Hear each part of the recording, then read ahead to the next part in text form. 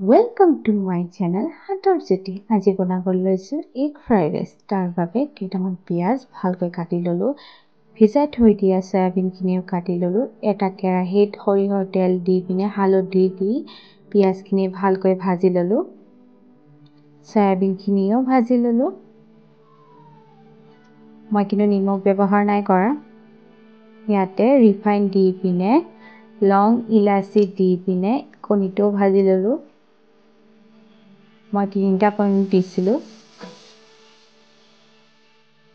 কেতিয়াবা ৰাতিৰ ভাতো বাচি যায় হেয়ো দিব পাৰে, মই কিন্তু নাই দিয়া।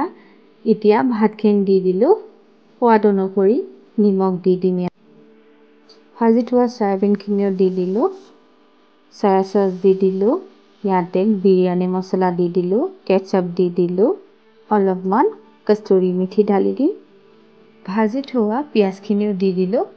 কেনেকুৱা হৈছে আপোনালোকে জনাব আৰু সাবস্ক্ৰাইব কৰিব নাপাহৰিব। ধন্যবাদ।